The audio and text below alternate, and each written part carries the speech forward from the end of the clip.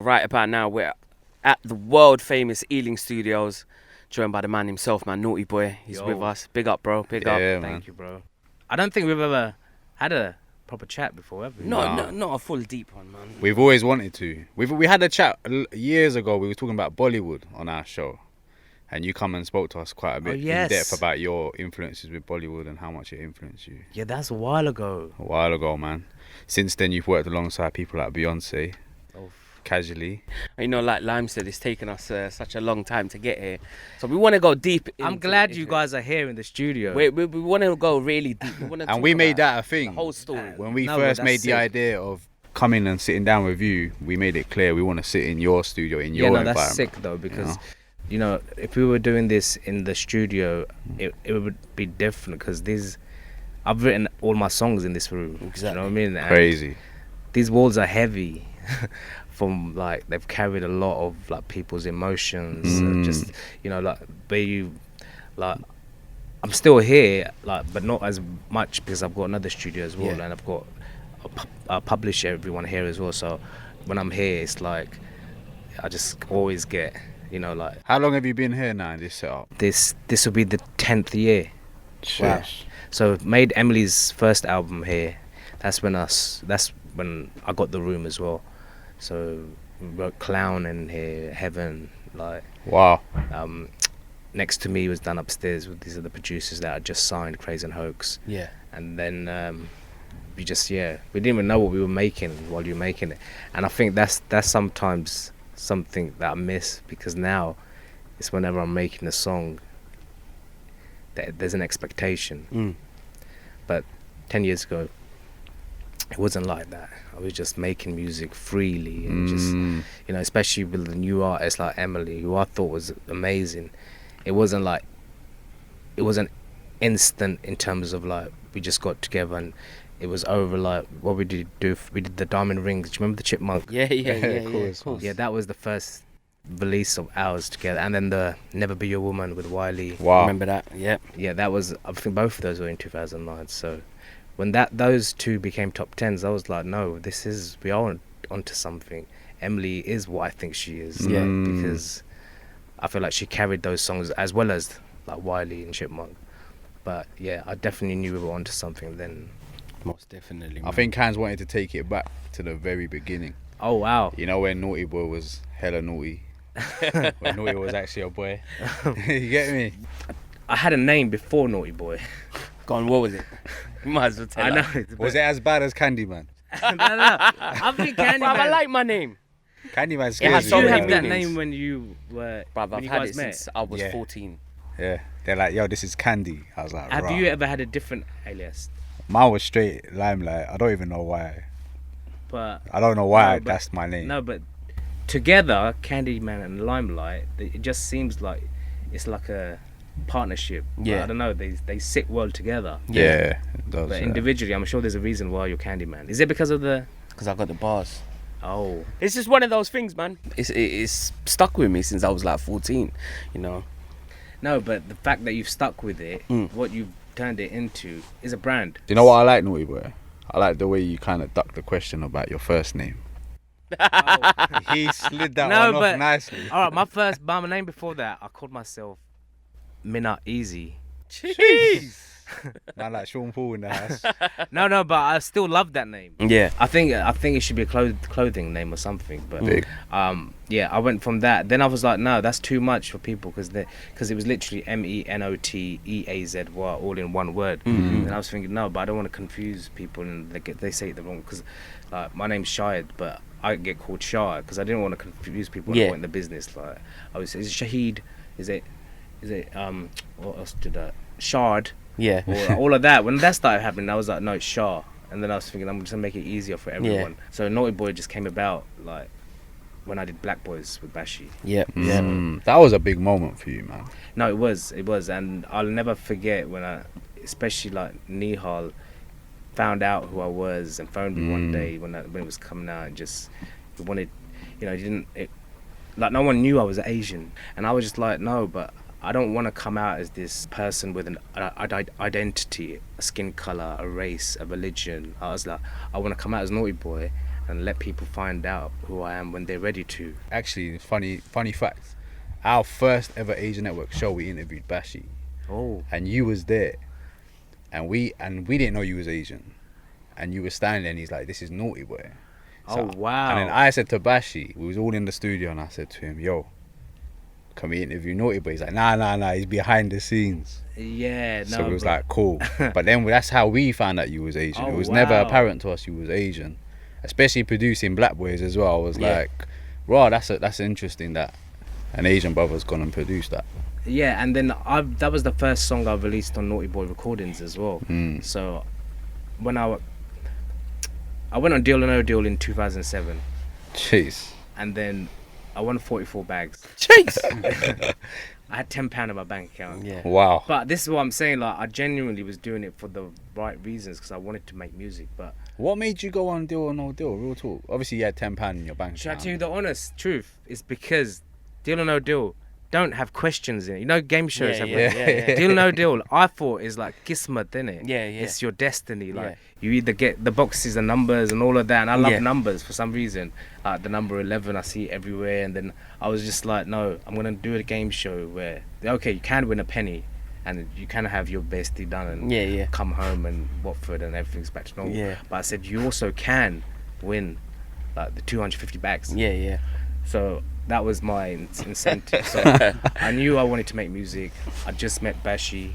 I did a song called Big Love with Bashi, Big Yep. Nasty, Yeah. Nasty, yeah. and Scorcher. The original had J2K on it as well. And then We remember the video to that one. Yeah. yeah, and I thought like man's Black and made white. it. Yeah. I thought I'd made it with Big Love, but only because I was so genuinely passionate about the music I was making. But what was that moment like? You know, you've gone from £10 in your account. Now you're 44 bags up. You Do you get know when home you've and never- you tell, you know, Ami John. I know. What was but that like? It was mad, and to be honest, like I grew up in a council estate, so forget even like a grand I'd never had in my bank account. Yeah. And when you don't have it in your bank account ever, you don't know what it's supposed to feel like. Mm-hmm. Do you know what I mean? So when Noel said, "Oh yeah," basically because I beat the banker. And then it was like 44 bags. It didn't register with me. Yeah. It didn't register with me because, like, 3 weeks before that, I was working at Domino's delivering pizzas. Wow. Yeah. But delivering pizzas late. Getting high while I was delivering pizzas. And this was a Watford thing, innit? Because it was like I was just like, nah, this is a pastime job. I'm gonna because had a part-time job so I could make beats in the shed, my mum and dad's shed. And then I remember telling Bashi after when I won the money like that I won, you know, like everyone was bare gassed because it was just like, what did I do with the money? I gave 20 grand to my mum and dad because obviously they've always supported me, and I built a studio, the proper studio in my mum and dad's shed. Okay. And then I spent 5 bags on the Black Boys video as well because we released that for Black History Month. Yeah. Yeah. And I just believed in Bashi as well because I just knew this guy's gonna, he's about to do something. Yeah. And I want to be part of, you know, I love working with new artists because I started with like someone like Bashi, Emily Sande. Do you know what I mean? There's something about launching, being part of a launch of an artist. Mm. And then I bought an Audi A3, Jeez. as you do, and What colour was it, man? black. It has to be black. Yep. And then, yeah, and my mum kept saying to me, like, okay, now you stop spending money. Like, God only gives you this once. And I said, Mum, no, he's preparing me for something bigger.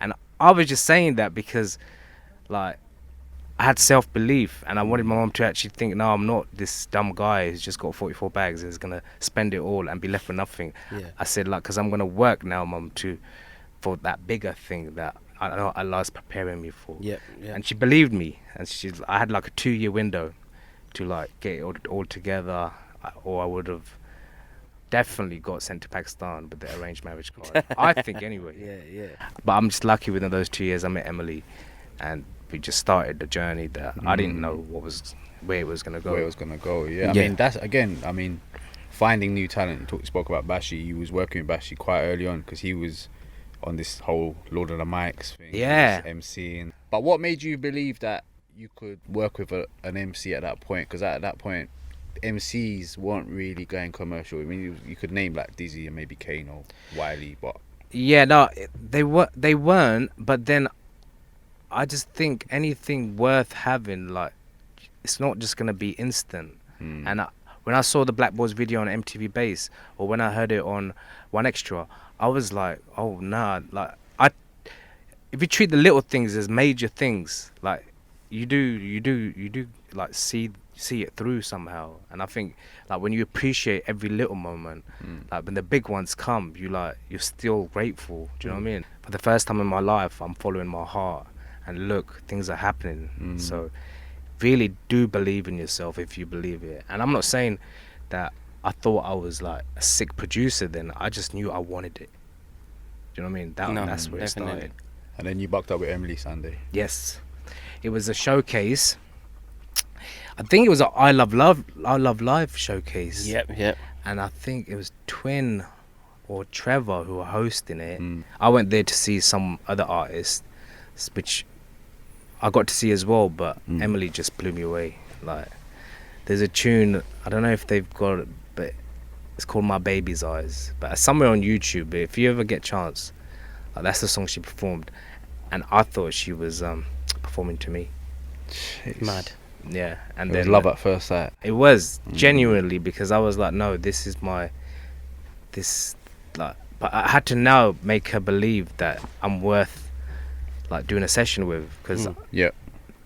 so then I took her outside and jumped in my Audi A3, and then I said, oh yeah, I'm a producer, I just think you're amazing. And I was thinking she's not going to work with me, but she said something to me recently where she was like, some reason I trusted you as soon as I met you. And I think that's why she took a chance on me. And then the relationship obviously solidified from that. I'm guessing like it became like a more regular thing working with Emily. Yeah, she was like my musical muse, I would say, definitely. Like, and not just that, we trusted each other. I think that our version of Events was an incredible album because there was so much honesty, and there was like honest lyrics and less barriers, because we didn't have any barriers between us. So when you get a producer and an artist and they're very open, it shows in the music, and it shows in the quality of lyrics, the quality of the melodies. And I was learning from her, like in terms of pianos, and I'd never used live pianos in my music until I made her first album. So, and I think I was giving Emily a bit of bravery as well and confidence, like because I had her up there.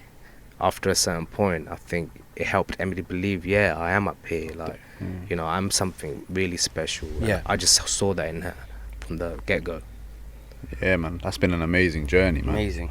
And No, it has. It's still running today with bungee jumping. Yeah, and then to hear bungee jumping now and with Rahat on it, it's like, and it's been 10 years since we started working together. I just think it's like, it's a beautiful Was that thing. ever in the back of your mind, say, within the last 10 years, that one day I'm going to do a record like that? With that lineup? Always thought I wanted to do something like with Emily and with an Asian act, but I never thought it'd be with Rahat, because some things I just assumed were unreachable, like even for me. But I didn't want to do something obvious. If I'm going to do something with Rahat, obvious for me would have been like for Bollywood film, or obvious for me would have been for Pakistani film. You know, I think bungee jumping, you can hear it on a movie and you will one day. Yeah. Do you know what I mean? But it wasn't done with that intention. The intention was pure. It was just what kind of song would I want to make with Emily Sandé and Rahat Fateh Khan, and that's what bungee jumping is. What about Sam Smith? I mean, that was another. Oh yeah, that was the part of the journey where I wasn't expecting. Like, I wasn't trying to make a Naughty Boy album, by the way, but Shabs, who signed me to Virgin, I just think he just had this vision of me being an artist as well. But I was thinking, how am I gonna ever be an artist? Like, I just make music.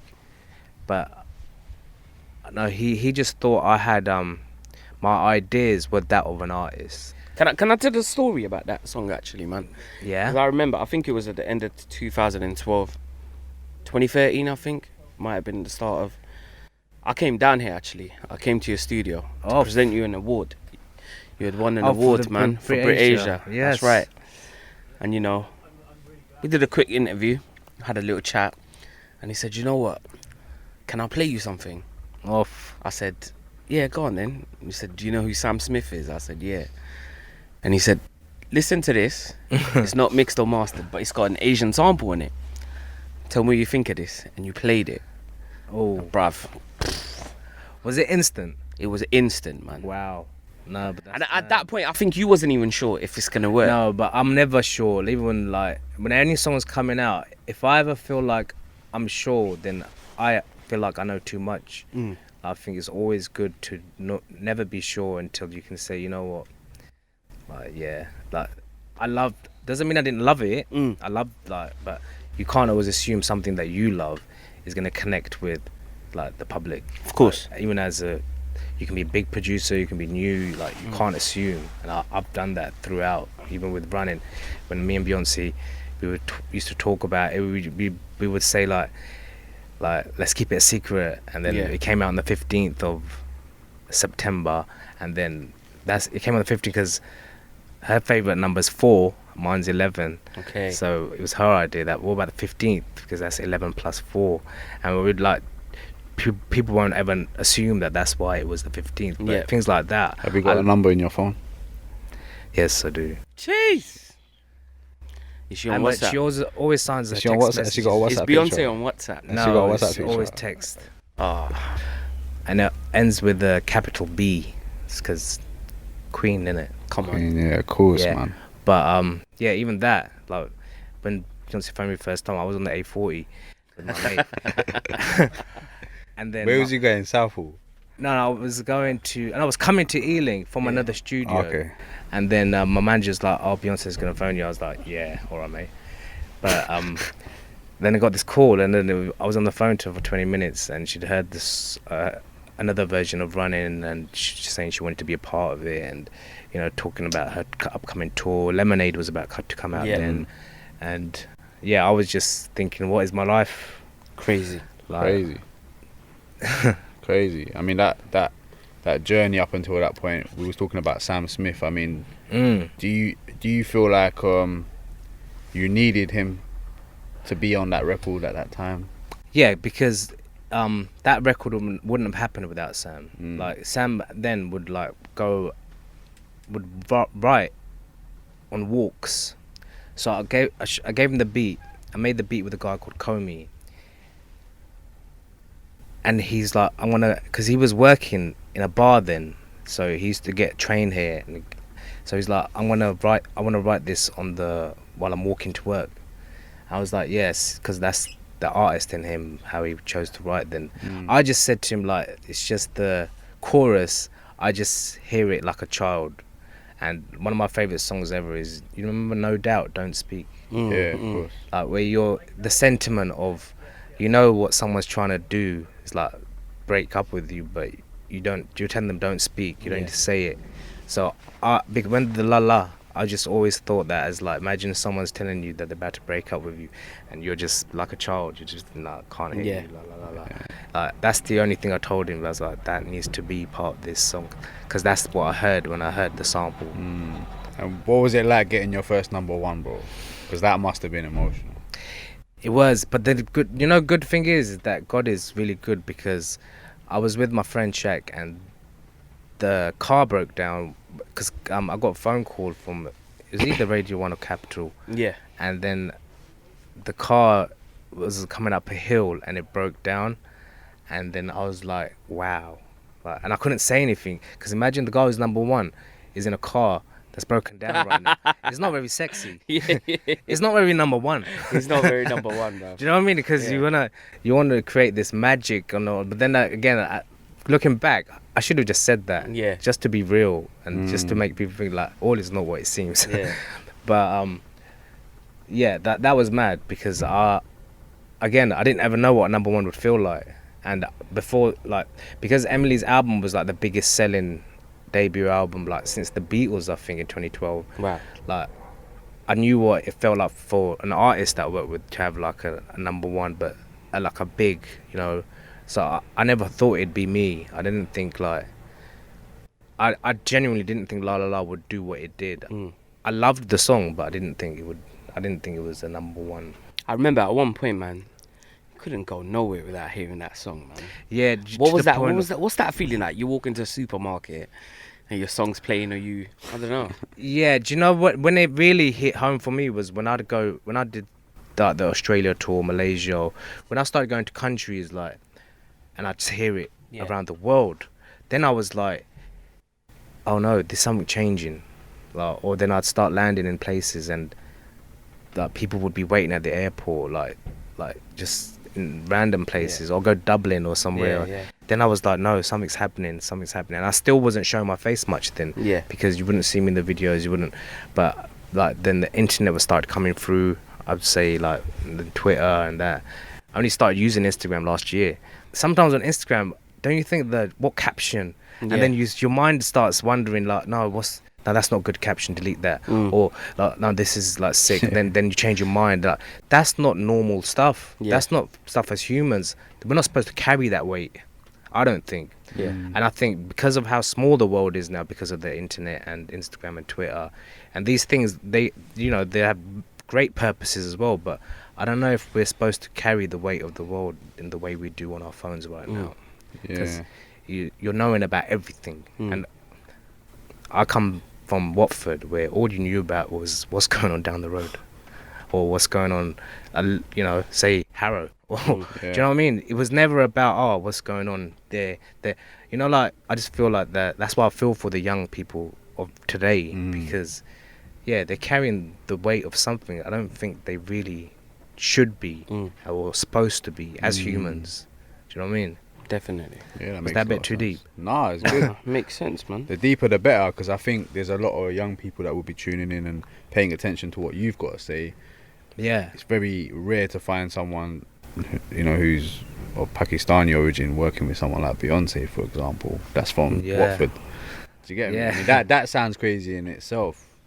Yeah, no, but it is like, I want to inspire, but I also want people to know that, I am British, I'm Pakistani, I'm a Muslim. When it comes down to your culture, would you say, like, would you ever go out to Pakistan and focus on doing music out there for that scene, solely for that scene? I do, and it's not just because I feel responsibility to do it, it's just I would love to work with, like, people that I grew up listening to, like Atif Aslam, Abda Parveen, who else? Obviously, Rahat Khan Sab. Heard you mention Nasib Lal. Nasib Lal as well. Like, because this, when I used to go to Pakistan, these are the voices I used to hear, and I would be like, no, but we don't hear much of this in England. This was like 10 years ago. How did you actually get in touch with Beyonce?